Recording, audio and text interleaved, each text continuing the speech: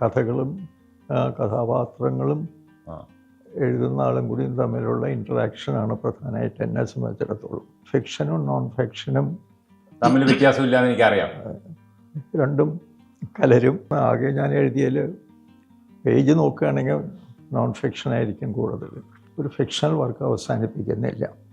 ഒരു സ്റ്റേജിൽ റീഡേഴ്സിന് hand over ചെയ്യും, ടേക്ക് ഓവർ ചെയ്യും. ഞാൻ സൃഷ്ടിച്ച ഒരു ക്യാരക്ടറിൻ്റെ അവസ്ഥയിൽ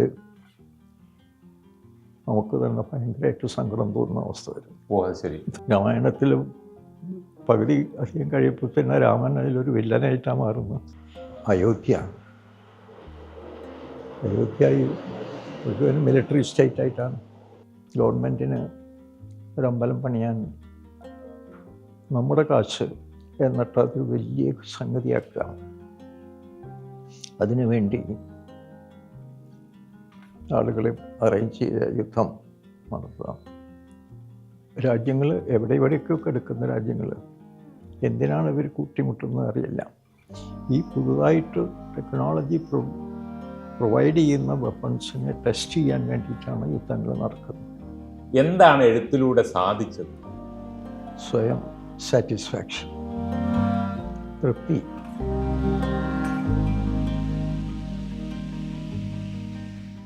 എഴുത്തിൻ്റെ ഇതിലേക്ക് തിരിച്ചു വന്നാൽ ഇപ്പം ഒരു സാമ്പ്രദായികമായിട്ടുള്ള സാഹിത്യത്തിൻ്റെ ശൈലി അല്ലെങ്കിൽ അതിൻ്റെ ഒരു ഘടന, അതിനെക്കുറിച്ചൊന്നും വലിയ ബോധറേഷൻ ഇല്ലാത്തൊരു എഴുത്തുകാരനാണ് ആനന്ദ്.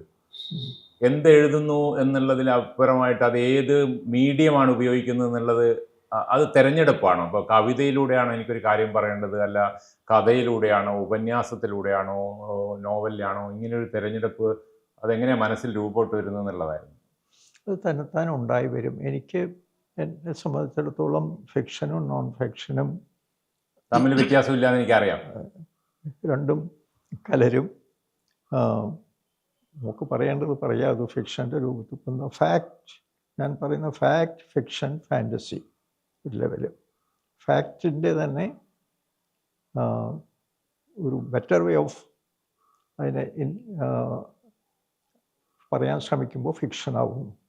അതിലും കൂടുതൽ ആകുമ്പോൾ ചിലപ്പോൾ നമുക്ക് ഫാൻറ്റസി ഉപയോഗിക്കേണ്ടി വരും. പക്ഷെ ഫാക്റ്റാണ് ഉള്ളിലുള്ളത്. പിന്നെ ഞാൻ ധാരാളമായിട്ട് എനിക്ക് തോന്നുന്ന ആകെ ഞാൻ എഴുതിയതിൽ പേജ് നോക്കുകയാണെങ്കിൽ നോൺ ഫിക്ഷൻ ആയിരിക്കും കൂടുതൽ. ഫിക്ഷനിൽ ഏറ്റവും കൂടുതൽ നോൺ ഫിക്ഷൻ ഉപയോഗിച്ച എഴുത്തുകാരനും ആനന്ദാണ് അല്ലേ? ഫിക്ഷൻ അതിനകത്തൊരു ഏത് എഴുത്തുകാരനും ഒന്ന് എഴുതുമ്പോൾ വായനക്കാരൻ മനസ്സിലുണ്ടാവില്ലേ?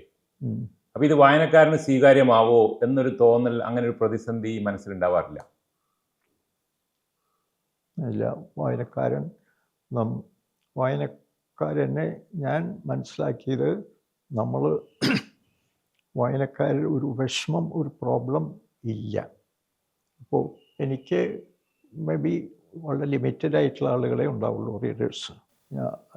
ഫിക്ഷൻ, ഇപ്പോൾ നോൺ ഫിക്ഷൻ എഴുതുക എന്ന് പറയുന്നത് അത് കഴിഞ്ഞ് ചിലപ്പോൾ ഇതിലേക്ക് അതുപോലെ തന്നെ പല കഥകളും എഴുതിയ കഥകൾ തന്നെ നോവലുകളിൽ ചേർന്ന് വരും. കഥകളാണ് പലതും നോവലായി മാറുന്നത്. കാരണം ഒരു തിങ്കിങ്ങിൻ്റെ ഒരു പ്രോസസ്സ് പോകുന്നു. അതിപ്പോൾ നമുക്ക് ഇങ്ങോട്ടും പോവാം. അവിടെ ഒന്നും വായനക്കാരൻ എന്ന് പറയുന്ന ഒരാൾ അങ്ങനെ വലുതായിട്ട് ചിന്തയിലില്ല, ആശയമാണ് പ്രധാനം. എഴുതുമ്പോൾ നമ്മൾ എഴുതുക, ഇപ്പോൾ നോവൽ എഴുതുകയാണെങ്കിൽ എഴുതിയ കഥാപാത്രങ്ങളായിട്ടാണ് നമ്മൾ ആദ്യം ഡീൽ ചെയ്യുന്നത്. എനിക്ക് തോന്നുന്നു കഥാപാത്രങ്ങളെക്കാൾ മുന്നേ പറയേണ്ട കാര്യമാണ് മനസ്സിലുണ്ട്. കഥാപാത്രങ്ങൾ അതിനുവേണ്ടി സൃഷ്ടിക്കുന്നത് പോലെ തോന്നിയിട്ടുണ്ട്. അങ്ങനെ ഒരു സൃഷ്ടിക്കലല്ല, തന്നെത്താൻ വരുന്നതാണ്. ആണോ? കഥകളും കഥാപാത്രങ്ങളും എഴുതുന്ന ആളും കൂടിയും തമ്മിലുള്ള ഇൻറ്ററാക്ഷനാണ് പ്രധാനമായിട്ട് എന്നെ സംബന്ധിച്ചിടത്തോളം. അത് കഥാപാത്രങ്ങൾ റിയൽ ക്യാരക്ടേഴ്സ്, പേഴ്സൺസ് ആയിട്ട് വരും. ജീവിതത്തിലുള്ള ആരെങ്കിലും ഒക്കെ കണ്ടെത്തും. കുറച്ച് എഴുതി കഴിയുമ്പോഴേക്കും ഒരു സമാനതയുള്ള കഥാപാത്രങ്ങൾ സ്വയം ഇവോൾവ് ചെയ്ത് വരും. അവർ ഇൻഡിപെൻഡൻ്റ് ആവും. ഓക്കെ. പിന്നെ അവർ നമ്മളെ നിയന്ത്രിച്ചു തുടങ്ങും, നമ്മളെ ഗൈഡ് ചെയ്യാൻ തുടങ്ങും. കുറെ കഴിയുമ്പോൾ നമുക്കവർ പൊക്കോടും. പിന്നെ നമ്മൾ കൂടെ പതുക്കെ പിൻവാങ്ങി കഴിയുമ്പോൾ പിന്നെ അവിടുന്ന് അപ്പുറം റീഡർ എന്നുള്ളൊരു ആളുകൾ വരും. അപ്പോൾ റീഡേഴ്സ് ആണ് പിന്നെ അതിനെ ടേക്ക് ഓവർ ചെയ്യുന്നത്. നമ്മളൊരു വർക്ക്, ഒരു ഫിക്ഷണൽ വർക്ക് അവസാനിപ്പിക്കുന്നില്ല. ആ ഒരു സ്റ്റേജിൽ റീഡേഴ്സിന് ഹാൻഡ് ഓവർ ചെയ്യുന്നു. അവർ ടേക്ക് ഓവർ ചെയ്യും. Readers will take over. They can recreate if they want. Intertextuality ഉണ്ട്. ഞാൻ തന്നെ intertextuality ധാരാളം ഉപയോഗിച്ചിട്ടുണ്ട്. ഏതെങ്കിലും ഉള്ള ടെക്സ്റ്റുകളിൽ നിന്ന് ഉള്ള ക്യാരക്ടേഴ്സിനെ ഉപയോഗിച്ചിട്ടുണ്ട്. അതൊരു വലിയ ഫീൽഡാണ്. പലരും അങ്ങനെ ചെയ്തിട്ടുണ്ട്. അപ്പോൾ ഈ ഒരു ഫിക്ഷൻ എഴുതി കഴിഞ്ഞാൽ, ഒരു നോവൽ എഴുതി കഴിഞ്ഞാൽ, ഒരു കഥ എഴുതി കഴിഞ്ഞാൽ അതിനെക്കുറിച്ച് സംസാരിക്കുക, അത് വിശദീകരിക്കുക എന്ന് പറയുന്ന എഴുത്തുകാരൻ്റെ ഉത്തരവാദിത്തമല്ല, അത് വായനക്കാരൻ്റെതാണ്. വായനക്കാരനാണ് പിന്നെ അതിൻ്റെ എന്താ ചെയ്യേണ്ടതെന്ന് വെച്ചാൽ what he can do. He can, വായനക്കാരന് റീക്രിയേറ്റ് ചെയ്യാം വേണമെങ്കിൽ, അല്ലെങ്കിൽ അവരായിട്ട് സംസാരിച്ചുകൊണ്ടിരിക്കാം. നമ്മളെന്താ ഫിക്ഷൻ ഒരു ആർട്ട് എന്ന് പറയുന്ന നമ്മുടെ ഇമാജിനേഷൻ്റെ ഒരു ലെവലിൽ നമ്മൾ സൃഷ്ടിച്ചെടുക്കുന്നു. നമ്മൾ ക്യാരക്ടേഴ്സിനെ ഉണ്ടാക്കുന്നു, അല്ലെങ്കിൽ ഒരു കഥയുണ്ടാക്കുന്നു. അത് നമ്മളെ സംബന്ധിച്ചിടത്തോളം റിയലായി തീരുന്നു. പിന്നെ കുറെ കഴിയുമ്പോൾ അത് വളരെ റിയലാവുന്നു. അപ്പോൾ നമുക്ക് ഞാൻ സൃഷ്ടിച്ച ഒരു ക്യാരക്ടറിൻ്റെ അവസ്ഥയിൽ നമുക്ക് തന്നെ ഭയങ്കരമായിട്ട് സങ്കടം തോന്നുന്ന അവസ്ഥ വരും. ഓ അത് ശരി. ഇപ്പോൾ ഞാൻ അല്ലേ അവരെ ആ അവസ്ഥയിൽ എത്തിച്ചത്. അതെ, ഒരു ഉത്തരവാദിത്വം നമുക്കാണ്, പക്ഷെ വേദനയും നമ്മുടേതായി മാറും. പക്ഷേ ആ ക്യാരക്ടറിൻ്റെ വേദന നമ്മുടെ ആയിത്തീരുന്നു, അത്രത്തോളം റിയലായിത്തീരുന്നു അർത്ഥം. അതുകൊണ്ടല്ലേ ആ റിയലായിട്ടുള്ള ക്യാരക്ടർ പിന്നെ പുറത്തു പോകുമ്പോൾ ആ ക്യാരക്ടറിൻ്റെ സങ്കടവും സന്തോഷവും റീഡേഴ്സിൻ്റെ ആയിത്തീരുന്നു. അപ്പോൾ അതൊരു വലിയ മൂവ്മെൻ്റാണ്. മിത്തോളജി ഒരു വലിയ ഏരിയ അല്ലേ. അതെ, അതൊന്നും ദൈവങ്ങളൊന്നും അല്ലാതില്ല, സാധാരണ മനുഷ്യൻ്റെ പ്രശ്നങ്ങളാണ് വരുന്നത്. മിത്തോളജിയിൽ നിന്ന് നമ്മൾ നോക്കുകയാണെങ്കിൽ ഗ്രീക്ക് മിത്തോളജി, ഇന്ത്യൻ മിത്തോളജി, ഇതിലും അത് എത്ര ഒരു ലോങ് പീരീഡിലാണ് ഇത് ഫോം ചെയ്യുന്നത് ഒരു പുരാണം. അതിൽ ഒരു ഭാഗം ചില ആളുകൾ ചെയ്തായിരിക്കാം, വേറെ കുറച്ച് കഴിഞ്ഞ് നൂറ്റാണ്ടുകൾ കഴിഞ്ഞിട്ട് കുറേ ആളുകൾ ആഡ് ചെയ്യുന്നു.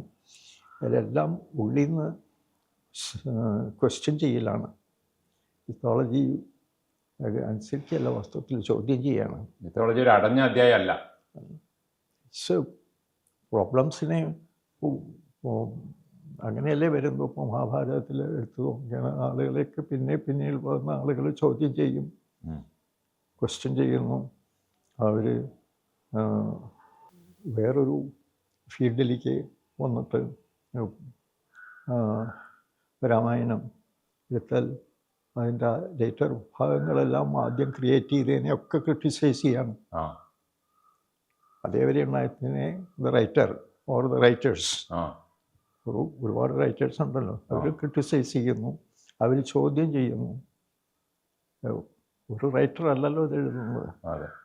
അപ്പോൾ ഒരു ആരാണ് എന്നോട് പറഞ്ഞു തന്നെ, സാഹിത്യം എന്നുള്ള വാക്ക് ഇന്ത്യയിൽ, നമ്മുടെ സംസ്കൃതത്തിൽ സാഹിത്യം എന്നുള്ള വാക്കിൻ്റെ റൂട്ട് സഹിതം എന്നാണ്. ടുഗദർനെസ്.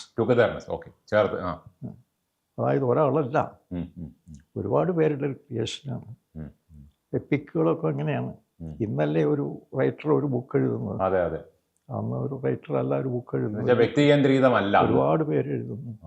ഒരു കൂട്ടായിട്ടുള്ളൊരു ആക്ടിവിറ്റി എന്നുള്ളതാണ് അത്. അങ്ങനെയായിരുന്നു ആദ്യത്തിൽ മിത്തോളജികൾ. ഇങ്ങനെ ഓറലായിട്ടല്ലേ പോയിരുന്നു. ആദ്യം വരുന്നതിന് രണ്ടാമത്തെ വരുന്ന ഭാഗത്തിൽ മുഴുവൻ ക്വസ്റ്റ്യൻ ചെയ്യും, ചിലപ്പോൾ സംശയിക്കും. രാമായണത്തിൽ പകുതി അധികം കഴിയുമ്പോൾ തന്നെ രാമൻ അതിലൊരു വില്ലനായിട്ടാണ് മാറുന്നത്. എന്തായാലും രാമായണവും മിത്തോളജിയും പറഞ്ഞു. ഇപ്പോൾ ഈ രാമായണവും മിത്തോളജിയും, മഹാഭാരതം രാമായണവും ഒക്കെ മിത്തോളജി എന്നുള്ള ആ പെർസെപ്ഷനിൽ നിന്ന് മാറിയിട്ട് ഇന്ത്യയിൽ നിന്ന് ഒരു പൊളിറ്റിസൈസ് ചെയ്യുന്ന ഒരു അവസ്ഥയിൽ വന്നു. നമ്മുടെ ഒരു വലിയ പ്രതിസന്ധിയാണ് ഇപ്പോൾ അത്. അതിനെങ്ങനെയാണ് നോക്കിക്കാണുന്നത്? പൊതുവെ സംഭവിക്കുന്നതാണ്. ഇപ്പോൾ ഗ്രീക്ക് മിത്തോളജി ഒരു സൊസൈറ്റി കഴിഞ്ഞു, അവർക്ക് അതൊരു മതമായില്ല. അതൊരു ആ മിത്തോളജി പിന്നെ കുറേ കാലം കഴിഞ്ഞിട്ടൊരു ബ്രേക്ക്, മുഴുവൻ ഇവർ റോമൻസ് നശിപ്പിച്ചു, പിന്നെ വരുന്നു. അങ്ങനെയല്ലല്ലോ ഇപ്പോൾ ഇത്. ഇപ്പോൾ old testament, new testament. Old testament മുഴുവനും വളരെ ഇന്നത്തെ വിധത്തിൽ പറയണമെങ്കിൽ റാഡിക്കലാണ്. അതെ. ഒരു തീരെ ഒരു ഒരു ഒരു സ്പേസ് കൊടുക്കാതെ, അതായത് അവിശ്വാസികളെ നശിപ്പിക്കുക, അതെ, അവിശ്വാസികളോട് യുദ്ധം ചെയ്യുക, അവരുടെ ദേവാലയങ്ങൾ തകർക്കുക, ഇങ്ങനെയുള്ളൊരു ആറ്റിറ്റ്യൂഡാണ് ഓൾഡ് ടെസ്റ്റമെൻറ്റിൽ ഓരോ പ്രൊഫറ്റും എന്ന് പറയുന്നത്. അതിൻ്റെ ഇടയിൽ പെട്ടെന്നൊരു വേറൊരു പ്രൊഫറ്റ് വരുന്നു, ക്രൈസ്റ്റ്. ഇതിനൊക്കെ വിപരീതമാണ്. ആ ഒരു ഈ ഏരിയയിൽ എങ്ങനെ ക്രൈസ്റ്റ് എന്നുള്ളൊരു ക്യാരക്ടർ വരുന്നു, അതുവരെ നശിപ്പിക്കുക, കൊല്ലുക എന്ന് പറയുന്നത് ഈ കുറേ ആൾ പറയുന്നു ഇങ്ങോട്ട് തരികയല്ല എങ്ങോട്ടും നേരെ കൊടുക്കുക എന്നുള്ളത്. ലവ് ഓൺലി അത് ഉള്ളൊരു സ്വഭാവത്തിൽ ഒരു പക്ഷേ ആ ക്രൈസ്റ്റ് എന്നുള്ള ക്യാരക്ടർ ഒരു ക്രിയേറ്റഡ് ആയിരിക്കാം, ആക്ച്വലായിരിക്കണമില്ല. പിന്നെ അത് കഴിഞ്ഞിട്ട് ക്രൈസ്റ്റ് ഒരു സ്നേഹത്തിൻ്റെയും സഫറിങ്ങിൻ്റെയും മാത്രമായിട്ട് വന്ന് Christ was crucified according to the text. അത് കഴിഞ്ഞാൽ ക്രൈസ്റ്റിൻ്റെ പേരിൽ വരുന്ന ക്രിസ്ത്യാനിറ്റിയും ക്രൈസ്റ്റുമായിട്ടൊരു ബന്ധമില്ല, പിന്നെയും കോൺട്രഡിക്ഷൻ, തീരെ ബന്ധമില്ല. ആ ക്രിസ്ത്യാനിറ്റി മിഡിൽ ഏജസിൽ യൂറോപ്പിൽ കാണിച്ചിട്ടുള്ള ഏറ്റവും ഭയങ്കരമായിട്ടുള്ള ക്രൂരറ്റി, അത് എങ്ങനെ ക്രൈസ്റ്റിൻ്റെ പേരിലാവും? ക്രൈസ്റ്റിനായിട്ടൊരു അതും മുഴുവൻ ഇൻക്വിസിഷൻ നടത്തുന്നത് പഴയ ഓൾഡ് ടെസ്റ്റമെൻറ്റിൻ്റെ സ്റ്റൈലിലാണ്. അത് കഴിഞ്ഞ് കുറെ കഴിയുമ്പോൾ വരുന്നു ഇസ്ലാം. അത് it goes back to the old testament.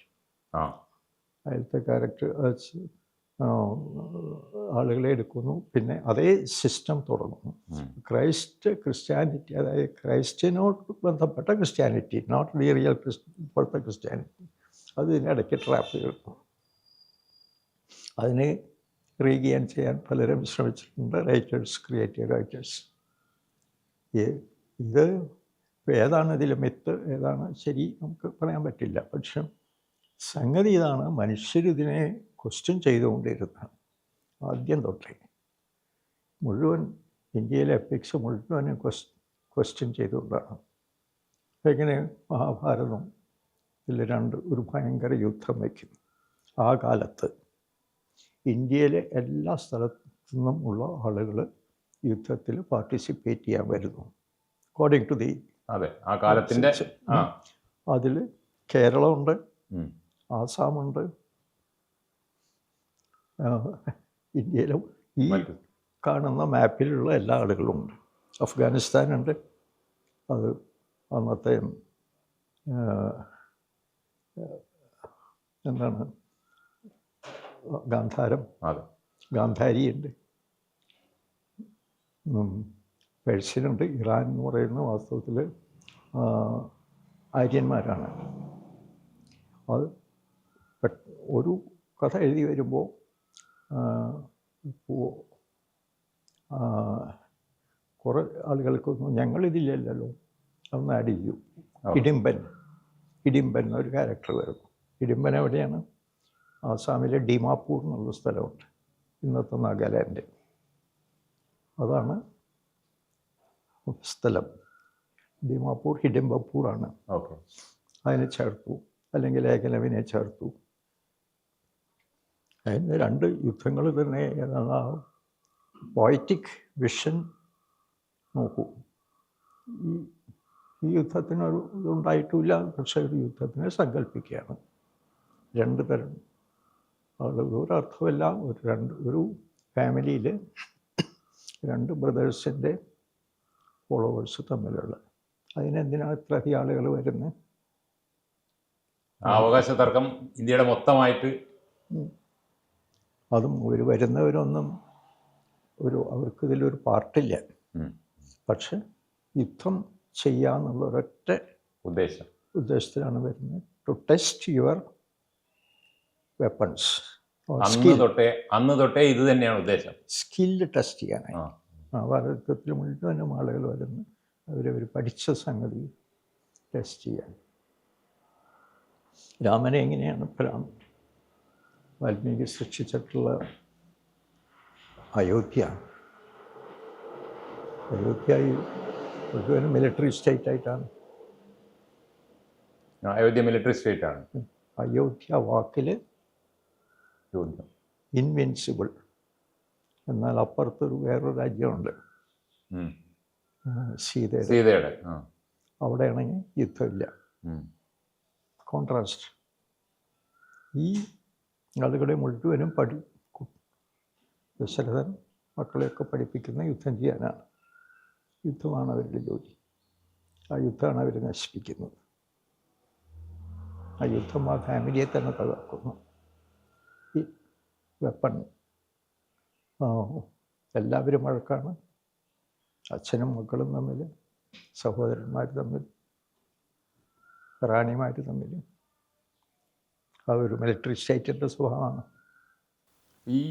ഈ മിത്തോളജികൾ രാഷ്ട്രീയ പാർട്ടികൾ ഉപയോഗിച്ച് അതിനെ വേറൊരു തരത്തിലുള്ള ക്രൈസിസ് ഉണ്ടാക്കുന്നില്ല എന്നുള്ളതാണ് എൻ്റെ ഒരു, പ്രത്യേകിച്ചും വർത്തമാനകാല ഇന്ത്യയിൽ അതുണ്ടാക്കുന്ന ഒരു കോൺഫ്ലിക്റ്റ് ഉണ്ടല്ലോ. അത് ഉപയോഗിക്കുന്ന ആളുകൾ അവരുടെ സ്വാർത്ഥത്തിന് വേണ്ടി, പക്ഷേ അത് അവരൊന്ന് ചെയ്തു കഴിഞ്ഞാൽ പിന്നെ അതിന് ഉപയോഗിക്കപ്പെടുന്ന ആളുകൾ പാവങ്ങളാണ്. അതാണ് ഈ രാമനെയും സീതയും ഈ ഇതിനും വെച്ചുകൊണ്ട് തമ്മിൽ യുദ്ധം ചെയ്ത് മറ്റുള്ളവരെ നശിപ്പിക്കുക. അത് അവരെ കൊണ്ടത് ചെയ്യിക്കുന്ന ആളുകളാണ്. എന്തിനാണ് ഇപ്പോൾ നമുക്ക് ഇങ്ങനെ റിവൈവ് ചെയ്ത് കൊണ്ടിരുന്നത്? അതാണ് 21ാം നൂറ്റാണ്ടിലൊരു ഇത്രയും എന്താ പറയണ്ട വലിയ രീതിയിലൊരു രാമക്ഷേത്രം പണിയുക എന്ന് പറയുന്നതിൻ്റെ ഒരു വൈരുദ്ധ്യമില്ലേ? അതും ഗവൺമെൻറ് ചെലവിൽ. സെക്കുലർ ഭരണഘടനയുള്ള ഇന്ത്യയുടെ ഗവൺമെൻറ് ബേസിക്കലി അത് ചാലഞ്ചബിളാണ്. പക്ഷേ ഗവൺമെൻറ്റിന് ഒരമ്പലം പണിയാൻ നമ്മുടെ കാശ്, ജനങ്ങളുടെ റവന്യൂ ഉപയോഗിക്കാം, എന്നിട്ട് അത് വലിയ സംഗതിയാക്കാം. അതിനുവേണ്ടി ആളുകളെ അറേഞ്ച് ചെയ്ത യുദ്ധം നടത്താം, പരസ്പരം കൊല്ലാം. പണ്ടേ നടന്നിട്ടുള്ളതാണ്. ഒരു നെഹ്റുവിയൻ ഒരു ഇന്ത്യയുടെ പ്രൊഡക്റ്റ് ആയിരിക്കുമല്ലോ സ്വാഭാവികമായിട്ടും. നിങ്ങളുടെയൊക്കെ കാലം അങ്ങനെയല്ലേ വളർന്നു വരുന്നത്. അതിൽ നിന്നൊരു മോഡി ഇന്ത്യയിലേക്ക് വരുമ്പോഴുള്ള ആ ഒരു വൈരുദ്ധ്യത്തെ എങ്ങനെയാണ് നോക്കിക്കാണുന്നത്? അതല്ലേ അതിൻ്റെ അധപ്പതനം. അത് അങ്ങനെ ഒരു പ്രതീക്ഷ ഉണ്ടായിരുന്നു, ഇങ്ങനെയാണ് ഇന്ത്യ ഇങ്ങോട്ട് തിരിഞ്ഞു പോകും ഇത്ര വേഗം എന്നുള്ള രീതിയിലൊരു തോന്നൽ? പല കാലത്തും ഈ മാതിരി ഉപയോഗിക്കപ്പെട്ടിട്ടുണ്ട്. ഞാൻ പറഞ്ഞില്ലേ, മഹാഭാരത യുദ്ധത്തിന് അതിൽ പറയുന്നത് ആളുകളെ മുഴുവൻ ഉപയോഗിക്കുകയാണ്. ചില ആളുകളുടെ പ്രൈവറ്റ് ഇന്നും ഉപയോഗിക്കപ്പെടുന്നു. ഈ വെറും ഇന്ന് അത് തന്നെയല്ല, ഇന്നത്തെ മോഡേൺ ടെക്നോളജി രാജ്യങ്ങൾ എവിടെയൊക്കെ എടുക്കുന്ന രാജ്യങ്ങൾ എന്തിനാണ് ഇവർ കൂട്ടിമുട്ടുന്നത് അറിയില്ല. ഒരു വെപ്പൺ ഒന്ന് കണ്ടുപിടിച്ച് ഡെവലപ്പ് ചെയ്ത് ഒരു 2 കൊല്ലം കഴിയുമ്പോഴേക്കും അത് ഒബ്സലീറ്റ് ആവുന്നു. പിന്നെ പുതുതൊന്ന് വരുന്നു, ആ പുതുതിനെ ടെസ്റ്റ് ചെയ്യണം. അപ്പോഴേക്കും പഴയത് പോയി. പിന്നെ 2 കൊല്ലം കഴിയുമ്പോഴേക്കും ടെക്നോളജി മാറുന്നു. ഈ പുതുതായിട്ട് ടെക്നോളജി പ്രൊവൈഡ് ചെയ്യുന്ന വെപ്പൺസിനെ ടെസ്റ്റ് ചെയ്യാൻ വേണ്ടിയിട്ടാണ് യുദ്ധങ്ങൾ നടക്കുന്നത്. കുറക്കാലമായിട്ട് അമേരിക്ക മുഴുവൻ ഇതേ ചെയ്തിട്ടുള്ളൂ. അവർ ഒന്ന് ടെസ്റ്റ് ചെയ്യാനായിട്ട് ഇപ്പോൾ ഈയിടെ കുറേ ഇറാൻ വരെ അയച്ചു, മിസൈൽസ് അയച്ചു. Which is only testing. അത് വർക്ക് ചെയ്യുന്നുണ്ടോ? അത് തന്നെ അവരും ചെയ്യും. ഇപ്പോൾ ന്യൂക്ലിയർ എല്ലാവരും ന്യൂക്ലിയർ ബോംബെടുത്ത് കാണിച്ചിരിക്കുന്നു. ഇനി എല്ലാവരും കൂടി അത് ഉപയോഗിക്കാൻ തുടങ്ങിയാലോ? ചെയ്തുകൂടായില്ല. അന്ന് സെക്കൻഡ് വേൾഡ് വാറിൽ ഫൈനലി ആറ്റം ബോംബിൻ്റെ ഡിസിഷനിലെത്തുന്ന ആ ഒരു പീരീഡ് ഉണ്ടല്ലോ, അത് കുറേ അമേരിക്ക ട്രൈ ചെയ്യുന്നുണ്ട്. ജപ്പാൻ ജപ്പാൻ്റെ മുഴുവനും സാമ്രാജ്യം പിടിച്ചെടുത്തു കഴിഞ്ഞു. ജപ്പാനിലേക്ക് എൻ്റർ ചെയ്യുന്നു. അവർ കൂട്ടാക്കുന്നില്ല, സറണ്ടർ ചെയ്യുന്നില്ല. പറയുന്നു ഞങ്ങളുടെ കയ്യിൽ ആറ്റം ബോംബുണ്ട്. രാജാവ് പറയുന്നത് വെറും തമാശ പറയാണ്.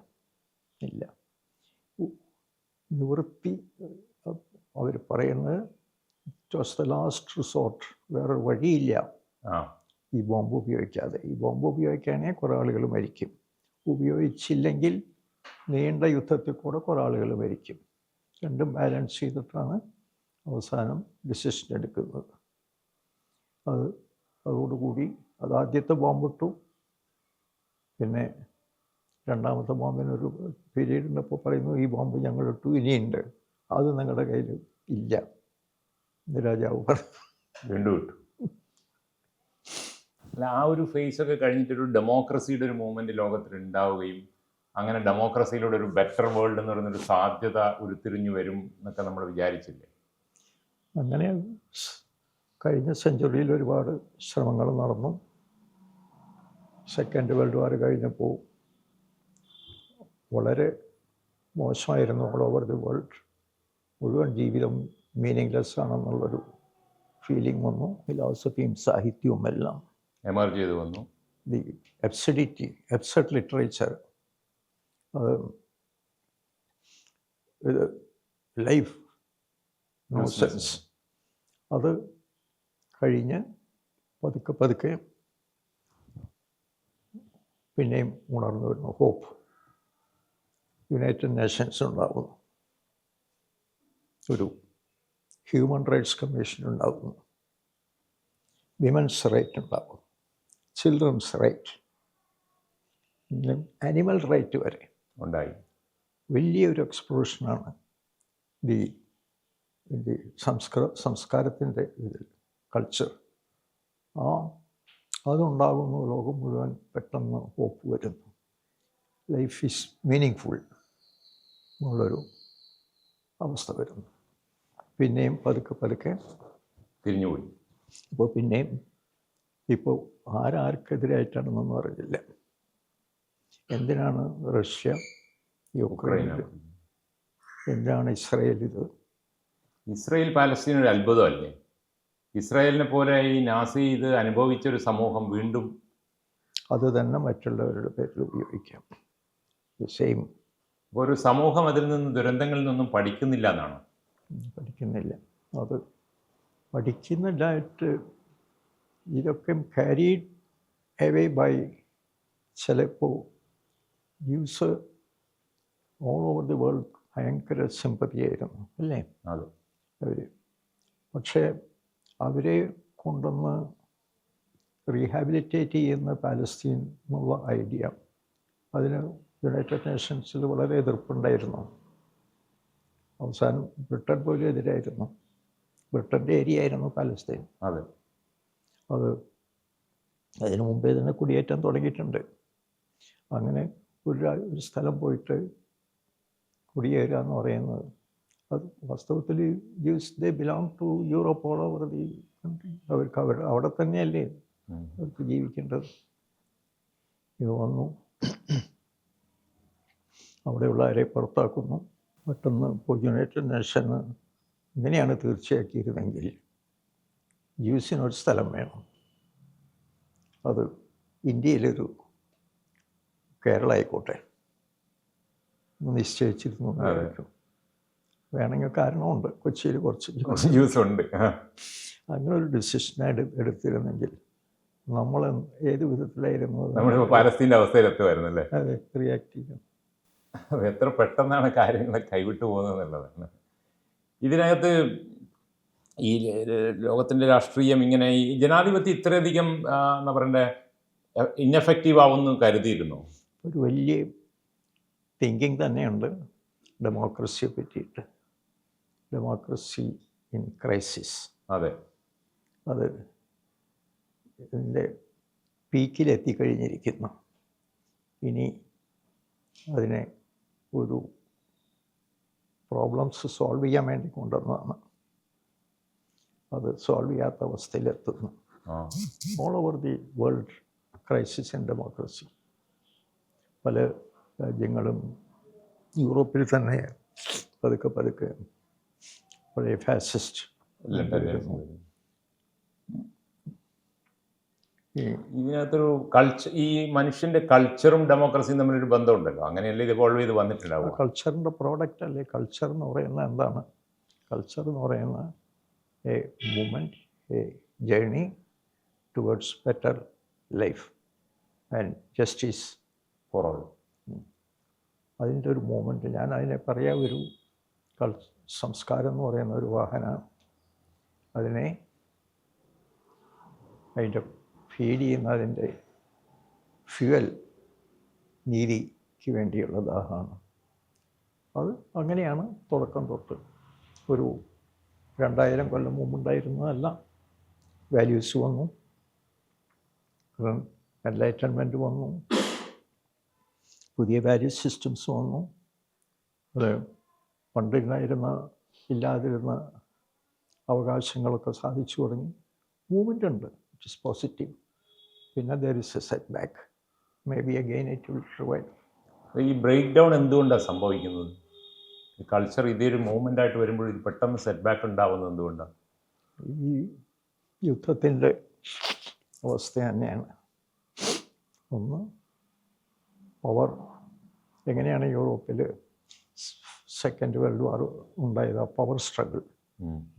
ആ പവർ സ്ട്രഗിൾ ഇന്ന് നടക്കുന്നു. ഈ പവർ എന്തിനാണ് എന്നുള്ള ആലോചിക്കുന്നില്ല. ഈ പവർ ഒരു മാഡ്നസ് മനുഷ്യർക്ക് വരുന്നു. ആ മാഡ്നസ് ഇന്ന് റഷ്യയ്ക്കും വരുന്നുണ്ട്, അമേരിക്കയ്ക്കും വരുന്നുണ്ട്, ഇസ്രയേലിനും വരുന്നുണ്ട്, എല്ലാവർക്കും വരുന്നുണ്ട്, ഇന്ത്യയിലും. അതായത് ഒരു ക്യാപിറ്റലിസ്റ്റ് പവർ സ്ട്രക്ചറും ഒരു മേ ബി സോക്കോൾഡ് കമ്മ്യൂണിസ്റ്റ് അല്ലെങ്കിൽ സോഷ്യലിസ്റ്റ് പവർ സ്ട്രക്ചറും പവറായി വരുമ്പോൾ ഒരേ അർത്ഥത്തിൽ തന്നെ പ്രവർത്തിക്കുന്നു. പിന്നെ അതിനെ ഉപയോഗിക്കുന്നത് ഈ വിധത്തിലാണ്. കുറച്ച് കഴിയുമ്പോൾ ഇനിയും നമുക്ക് വിചാരിക്കാം, ആശിക്കാം, ഇനിയും ഒരു വിധത്തിൽ നമ്മൾ ഈ അഗെയിൻ കൾച്ചർ, സംസ്കാരം എന്ന് പറയുന്നത് മടങ്ങി വരികയല്ല, എൻ്റെ യാത്ര തുടരും. സെറ്റ് ബാക്ക് കഴിഞ്ഞ് ഉണ്ടാവും. ഇനിയും പലപ്പോഴും സെറ്റ് ബാക്ക് ഉണ്ടായിട്ടുണ്ട്. അതിനകത്ത് മതം ഒരു ഫാക്ടറാണോ?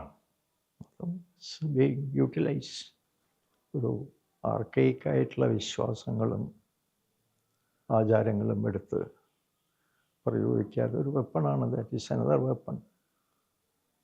അല്ലാതെ അതിനെ ഉപയോഗിച്ച് കഴിയുമ്പോൾ സാധാരണ മനുഷ്യർ അതിൽ വിശ്വസിക്കാൻ തുടങ്ങുന്നു. ആ മനുഷ്യരെ കൊണ്ട് യുദ്ധം ചെയ്യിക്കുക. ഈ മതത്തിൻ്റെ ഈ സംസ്കാരത്തിലുള്ള ഇടപെടൽ ഒരുപക്ഷെ ഏറ്റവും ഗൗരവമായിട്ട് അന്വേഷിച്ചിട്ടുള്ള ഒരാളായിരിക്കുമല്ലോ. മതം എങ്ങനെയാണ് ഇവോൾവ് ചെയ്ത് വന്നത്, ചരിത്രത്തിൽ എങ്ങനെയാണ് കടന്നുപോയത്, അതുണ്ടാക്കിയ മനുഷ്യനെ എങ്ങനെയാണത് പല രീതിയിൽ സ്വാധീനിച്ചതെന്നൊക്കെ. അതിൽ തന്നെ വ്യത്യസ്ത മതങ്ങളുടെ സ്വാധീനം. ഒരുപക്ഷെ എനിക്ക് തോന്നുന്നു ക്രിസ്ത്യാനിറ്റി ഒഴിച്ച് ബാക്കി എല്ലാവരിനെ കുറിച്ചും സാമാന്യം നന്നായിട്ട് പഠിച്ച ഒരാളല്ലേ. ധാരാളം ഹിസ്റ്റോറിയൻസ് ഉണ്ട് അതിൻ്റെ പറയുന്നവർ. എങ്ങനെയാണത് ഉണ്ടായത്, എന്തിനാണ് ഉണ്ടാകുന്നത്. എപ്പോഴും സാധാരണ മനുഷ്യൻ അവൻ്റെ കഷ്ട അവസ്ഥയിൽ എന്തിലെങ്കിലും ഹോപ്പിന് വേണ്ടിയിട്ട്, ആശ്രയിക്കാൻ വേണ്ടിയിട്ട് ദൈവത്തിനെ വിചാരിക്കുന്നു. ദൈവം പറഞ്ഞ ഒന്നുണ്ടോ ഇല്ലേ എന്നുള്ളതല്ല, എന്തിനെങ്കിലും ഒന്ന് വേണം. ആളുകൾ അമ്പലത്തിൽ പോകുന്നു, പ്രാർത്ഥിക്കുന്നു, ചർച്ചിൽ പോകുന്നു, ഒരു മനസ്സിനെ സമാധാനിപ്പിക്കാൻ. ഇതൊന്നുകൊണ്ടും ഒരു ദൈവവും ആരും ഇതേവരെ കഷ്ടത്തിൽ ഹെൽപ്പ് ചെയ്തിട്ടില്ല. ഒരു lakhs of Jews were burned. അവർ തീർച്ചയായിട്ടും യഹോവയെ വിളിച്ച് കരഞ്ഞാണ്. യഹോവ തിരിഞ്ഞു നോക്കിയിട്ടില്ല. ഒരു വിധത്തിലും ദൈവം അവർ ഹെൽപ്പ് ചെയ്തിട്ടില്ല. നമ്മൾ പ്രാർത്ഥിക്കുന്ന ഈ പ്രാർത്ഥനയൊന്നും ഒരിടത്ത് എത്തുന്നില്ല. നമുക്ക് വേണ്ടി നമ്മൾ തന്നെ ഒരു ആശ്വാസത്തിന് വേണ്ടി ചെയ്യുന്ന ഒരു എക്സസൈസ്, ഒരു ഫിസിയോതെറാപ്പി പോലെ ഒരു സംഗതി ചെയ്യാൻ, അല്ല ഒരു temporary relief to make us fit. പക്ഷെ അത് മനുഷ്യവംശം അതൊന്നും തിരിച്ചറിയുന്നില്ല. അങ്ങനെ മാത്രമേ അതിന് പർപ്പസ് ഉള്ളൂ എന്ന് തിരിച്ചറിയാതെ അതിൻ്റെ പേരിൽ യുദ്ധങ്ങൾ മുഴുവൻ നടക്കുന്നത്, ഈ അടിപിടികൾ മുഴുവൻ നടക്കുന്നത്. ഇന്ത്യ പോലൊരു ഇത്രയും വർഗീയമായ ഒരു അവസ്ഥയിലേക്ക് വരികയല്ലേ. അത് ആശങ്ക ഉണ്ടാക്കുന്നില്ലേ? മനസ്സിലാക്കലുണ്ടായി. ഈ അതായത് യൂറോപ്പിൽ നടന്ന എൻലൈറ്റൻമെൻറ്റ്, അത് കഴിഞ്ഞിട്ടും ഉണ്ടായിക്കൊണ്ടിരിക്കുന്നുണ്ട്. അപ്പോൾ മത്സരം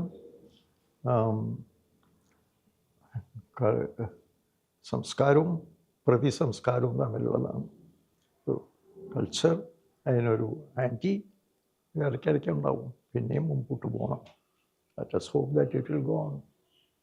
അതിൽ വ്യക്തികൾക്ക് സാമാന്യം പങ്കുണ്ട്. അപ്പോൾ ഒരുപക്ഷെ ഇന്ത്യയെ സംബന്ധിച്ചിടത്തോളം ഗാന്ധി ഒരു വലിയ ഫോഴ്സായിരുന്നില്ലേ, ഒരു മൂല്യത്തിൻ്റെ ഒരു ഫോഴ്സും. ഒരുപക്ഷെ ഈ മതങ്ങളുടെ ചരിത്രത്തിൽ ബുദ്ധൻ ഞാൻ പറഞ്ഞത് ഉണ്ടായിട്ടുണ്ട്. ചരിത്രത്തിൽ വലിയ ക്രൈസിസ് ഉണ്ടായിരുന്ന സമയത്ത് ബുദ്ധൻ വരുന്നു. അങ്ങേയറ്റത്തെ ഒപ്രഷൻ നടന്നിരുന്ന കാലത്ത്. അതുപോലെ ക്രൈസ്റ്റ് അങ്ങനെ ഒരാൾ ഉണ്ടായിരുന്നെങ്കിൽ, ക്രിസ്ത്യാനിറ്റി, റിയൽ ക്രിസ്ത്യാനിറ്റി ഇന്നത്തേതെല്ലാം, അല്ലെങ്കിൽ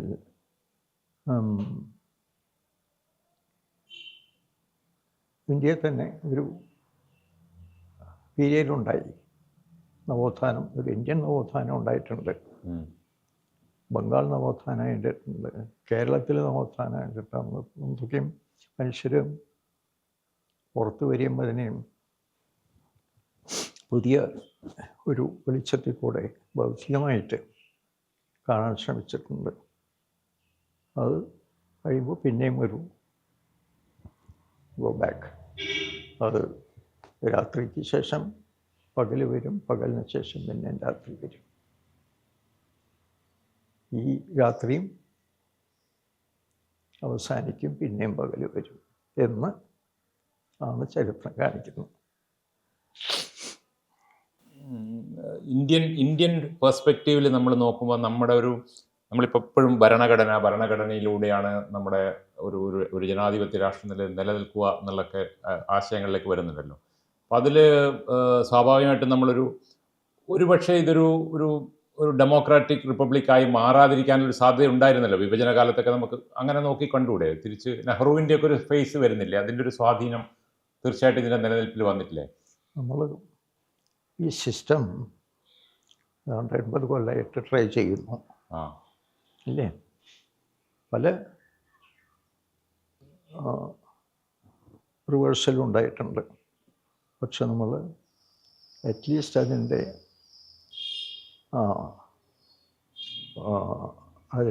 ആചാരമായി വേണമെങ്കിൽ പറയാം.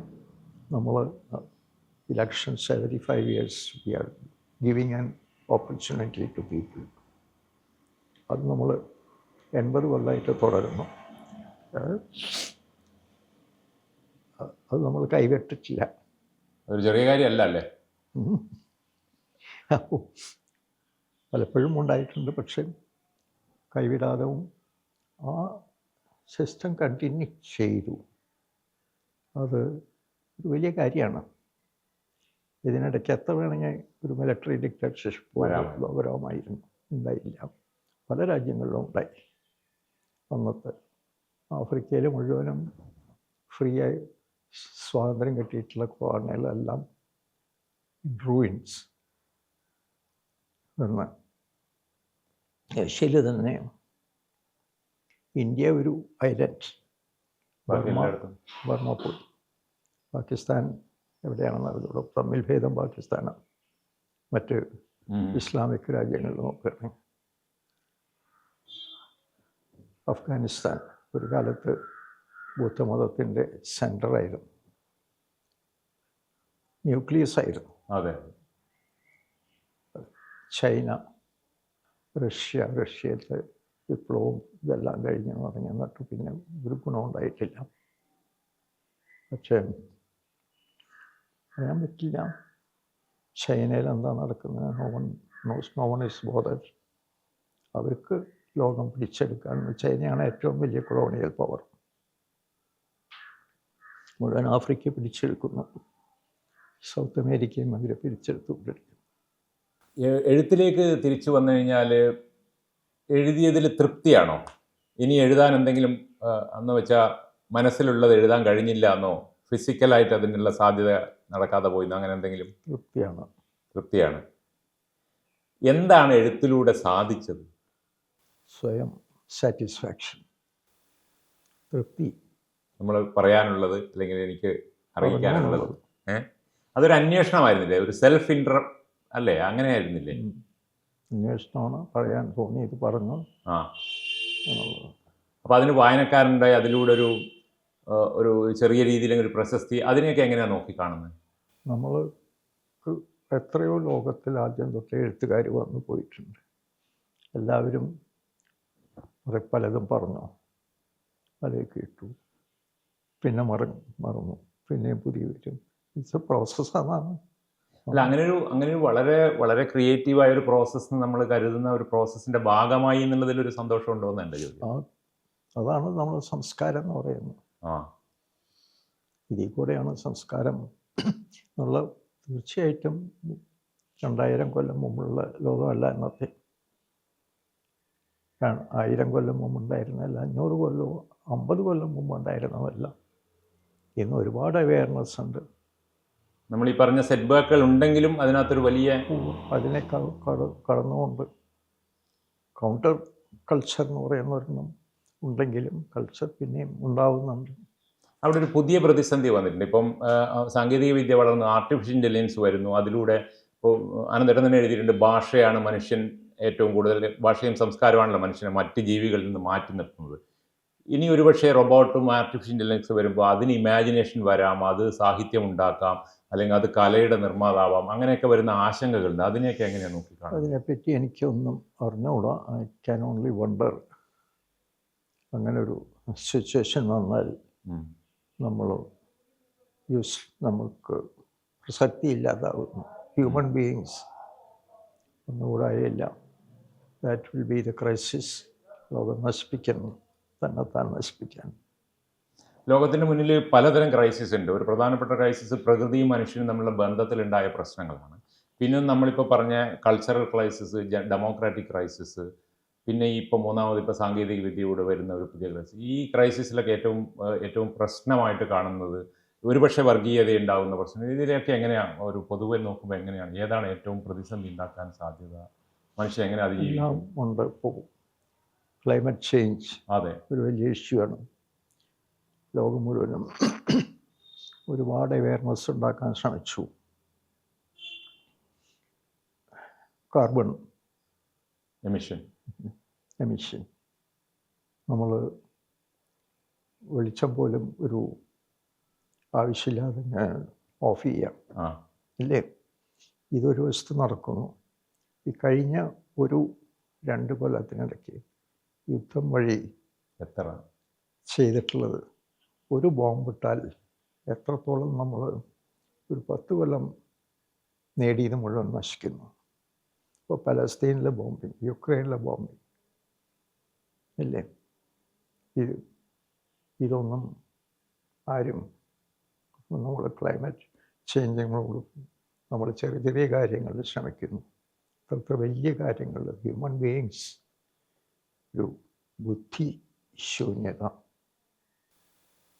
അവിടെ ഒരു സാധ്യതയായിട്ട് ഇപ്പം നമ്മൾ so called intellectual, cultural warriors അങ്ങനെയൊക്കെ പറയുന്ന ഒരു എഴുത്തുകാരുൾപ്പെടെയുള്ളവരുണ്ടല്ലോ. ഇൻ്റലക്ച്വൽസും ഈ അധികാരവും തമ്മിലുള്ള ബന്ധം, അതൊക്കെ അതിനകത്തൊരു ഫാക്ടറായിട്ട് വരില്ലേ? എങ്ങനെയാണ് അതിനെ കാണുന്നത്? ഇൻ്റലക്ച്വൽസിൻ്റെ ഒരു ഇൻവോൾവ്മെൻറ്റ് ഇൻ സൊസൈറ്റി അല്ലെങ്കിൽ ഗവേണൻസിലൊക്കെ വരുന്ന ലോ ഇത്രയേ ഉള്ളൂ.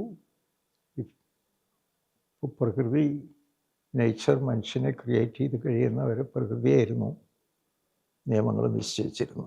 ഓക്കെ, ഇൻസ്റ്റിങ്ക്റ്റ് കൊടുത്തു. Nature had complete control. മനുഷ്യനെ സൃഷ്ടിച്ചതോടുകൂടി കൺട്രോള് നേച്ചറിൽ നിന്ന് പോയി.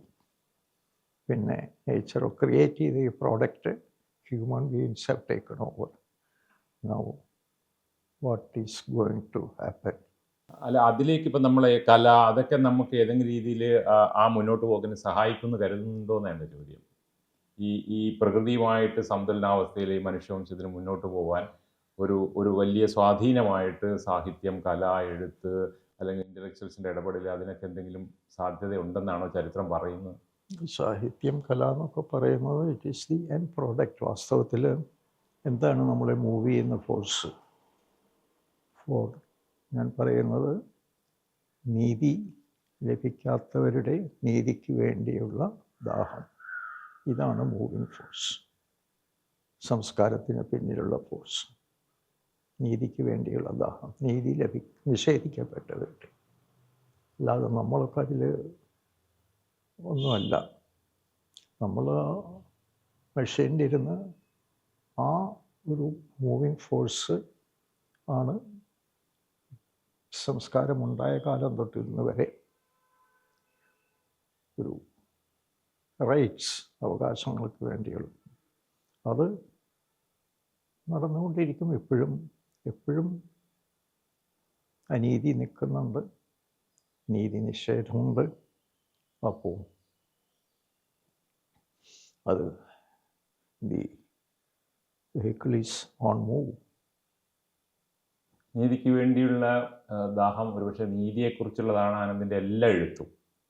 അങ്ങനെ അതിന് മാത്രമായിട്ട് എഴുത്തിനെ ഉപയോഗിച്ച അല്ലെങ്കിൽ സാഹിത്യത്തെ ഉപയോഗിച്ച മറ്റൊരു എഴുത്തുകാരനെ ഞാൻ അറിയില്ല. അത് എനിക്ക് അറിഞ്ഞുകൂടാ അതെന്തുകൊണ്ട് എല്ലാ മനുഷ്യരിലും അത്തരം നീതിദാഹം ഉണ്ടോ, അല്ലെങ്കിൽ പുതിയ കാലത്ത് നീതിയെക്കുറിച്ചുള്ള ബോധം, മൂല്യത്തെക്കുറിച്ചുള്ള ബോധം നഷ്ടപ്പെടുന്നുണ്ടൊരു തോന്നലുണ്ടോ പുതിയ തലമുറയ്ക്ക് അല്ലെങ്കിൽ പുതിയ മനുഷ്യർക്ക്? നമുക്ക് വലിയൊരു പ്രശ്നം എങ്ങനെയാണ് ടെക്നോളജി മനുഷ്യനെ സ്വാധീനിക്കുകയും വേറൊരു ക്രൈസിസിലേക്ക് കൊണ്ടെത്തിക്കുകയും ചെയ്യാമെന്ന്. ഒരു ആം സ്ട്രഗിൾ ഉണ്ടായി. ടെക്നോളജി ഇപ്പോൾ ഏറ്റെടുത്തിരിക്കുന്നു. ടെക്നോളജിക്ക് ബുദ്ധിയില്ല, അത് വെറും മെഷീനാണ്. ബുദ്ധി വരുമെന്നാണ് ഇപ്പോൾ പുതിയതായിട്ട് പറയുന്നത്. ആ ടെക്നോളജി ഏറ്റെടുത്തു കഴിഞ്ഞാൽ ടെക്നോളജി കഴിഞ്ഞ കുറേ കൊല്ലങ്ങളായിട്ട് അതാണ് മുമ്പിൽ. ഇപ്പോൾ നമ്മൾ ആർട്ടിഫിഷ്യൽ ഇൻ്റലിജൻസിനെ പറ്റി ഇയാൾ പറഞ്ഞത്, machine can work, but machine cannot dream. We dream. Machine does not dream even while on sleep mode. Okay. ഇയാൾ ആരാണ്? ഹരാരിയാണ് അല്ല, ചെസ് ചാമ്പ്യൻ ആയിരുന്നു. Kasparov. That is how it is.